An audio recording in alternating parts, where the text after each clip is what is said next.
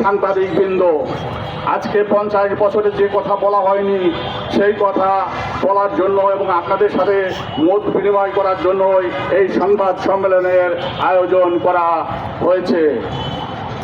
আমাদের এই সংবাদ সম্মেলনে দেশপ্রেমিক কর্নেল হাসিনুর রহমান বীর প্রতীক এবং কর্নেল ফেরদৌস আজিজ ভাইয়ের উপস্থিত হওয়ার কথা ছিল, কিন্তু আপনারা জানেন আইসিটিতে খুনি শেখ হাসিনা এবং তার দোসরদের খুনকারীদের বিরুদ্ধে সাক্ষ্য চলছে।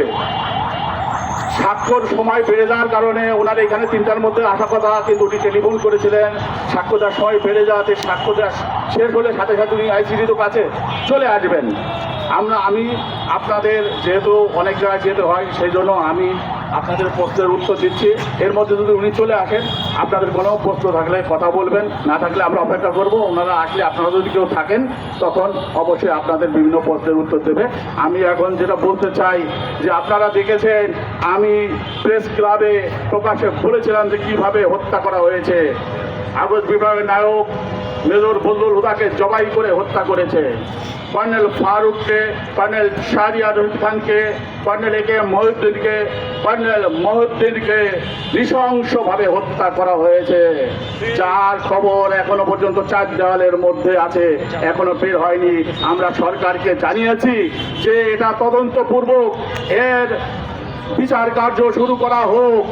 কিন্তু আপনারা জানেন খুনি শেখ হাসিনা পালিয়েছে, কিন্তু তার সিস্টেম এখনো রয়ে গেছে।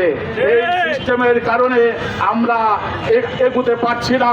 1975 সালে 15 আগস্ট যে বিপ্লব হয়েছিল, সেই বিপ্লবের ধারাবাহিকতাই ছিল 24-এর 5ই আগস্টের বিপ্লব।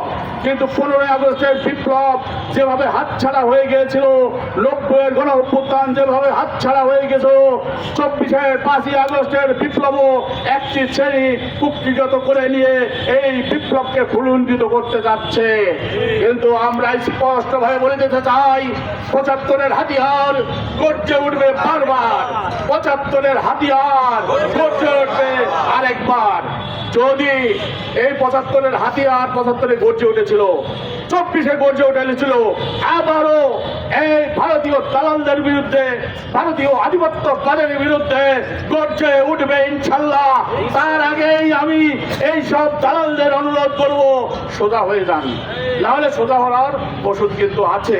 এখন আর মানুষ মাথা নত করবে না ভারতের কাছে, না আপনাদের কাছে, না 10% এলিট শ্রেণী, 10% দুর্নীতিবাজ, 10% চাঁদাবাজ, ঘুষখোর, এরা হলো দেশ পরিচালনা করছে। আর আমরা 90% মানুষ নিষ্পেষিত, নির্যাতিত। এই 90% মানুষ এবার জেগে উঠবে এবং এই 10% এলিট শ্রেণীকে চিরতরে নির্মূল করে দিয়ে ইনশাল্লাহ স্বপ্নের কাঙ্ক্ষিত বাংলাদেশ গড়ে উঠবে ইনশাল্লাহ। আমি যে নৃশংস হত্যাকাণ্ড হয়েছে 75-15 আগস্টের উপরে দিয়ে, আমাদের উপরে যে জুলুম অত্যাচার হয়ে গেছে সব কিছু অজানা। আমাদের বাড়ি ঘর যারা ছিলাম ভেঙে চুরমার করে দেওয়া হয়েছে, আমার মাকে আশ্রয়হীন করে হত্যা করা হয়েছে, আমার বোনের মেয়েকে গাড়ি চাপা দিয়ে হত্যা করে হয়েছে, মেজর বজলুল হুদাকে জবাই করে নিজ হাতে জবাই করে হত্যা করেছে খুনি শেখ হাসিনা তার সহচর সহ। এভাবে প্রত্যেক আগস্ট বিপ্লবীদের বাড়ি ঘর থেকে সহায় সম্পদ থেকে ধ্বংস করে সরবরাহ করে দিয়েছে, কিন্তু একটি জিনিস আমরা হারাইনি, ঈমান।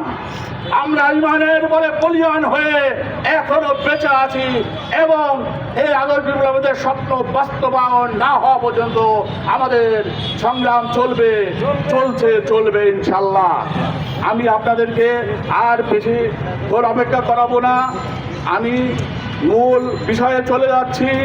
যে আমি প্রথমেই যারা আগস্ট বিপ্লবের নায়করা শহীদ হয়েছেন সবার আত্মার মাগফিরাত কামনা করছি এবং যারা বেঁচে আছেন তাদের সুস্থতা কামনা করছি এবং আশা করছি